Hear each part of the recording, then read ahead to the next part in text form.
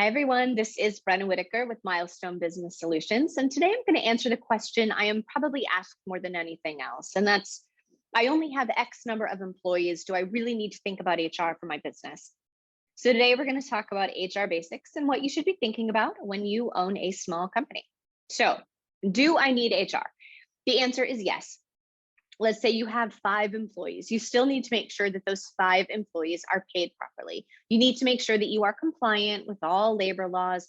But beyond that, you have 5 people on your team. That's 5 people who are going to have questions, who need resources, who want to feel engaged and be proud of the work they do in the company that they work for.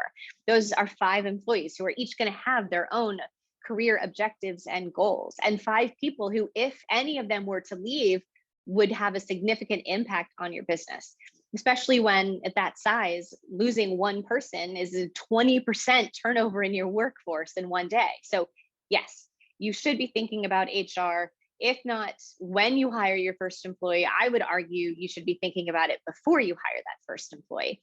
Some of my favorite clients are the ones that come to us and say, okay, we're not quite ready to hire, but we're going to be hiring soon. And we want to make sure we have everything set up for them and ready to go. I think it's a fantastic approach to allow employees to come into an environment of answers rather than having to come up with things as they're requesting them or as they're asking questions. So yes, you should be thinking about HR, but to what extent can vary based upon a few factors. So number one, think about your growth plans. Are you going to be hiring 3 people in year one? Or are you going to be hiring 300 people in year one? Is rapid growth on your plan? So second, are you working in an industry that has a lot of requirements, nuances, complexities, licensing, things that could require some additional expertise in HR sooner rather than later? And are you planning on hiring in a lot of states, maybe even in other countries from the beginning? Having 10 employees in one state is very different from a compliance perspective than having one employee in each of 10 different states. So if you've answered no to all of those questions, you don't have rapid growth plans, you're not in a complex industry, you're going to keep all of your hiring pretty close in one location, it doesn't mean that you don't need HR, but it might allow you to have some additional time to navigate simply before having to dive in with complex systems. So for example, if you're only going to hire 3 people, do you really need a full-blown applicant tracking system? Probably not. Do you really need performance management system?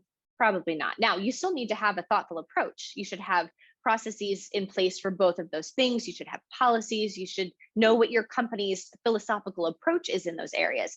But you can do that and still manage engagement with one-on-ones. You can have spreadsheets for tracking data. You can find ways to keep HR cost effective while still being effective. But if you answered yes to any of those questions, I would recommend that you put some serious thought into your people function. This is where a strategic roadmap can be extremely helpful. So what should you prioritize now? And then what should you maybe do second quarter, third quarter down the road? But keeping long-term goals in mind. This can keep you from setting things up you then have to unwind later. So, what if you institute policies that work great in Indiana, but they're not compliant in other states, or setting up benefit plans that don't have providers in locations that you are expanding into? Just make sure that you're keeping your long-term business goals, that your future state in mind, and that that's influencing your current decisions. Anything I missed, let me know.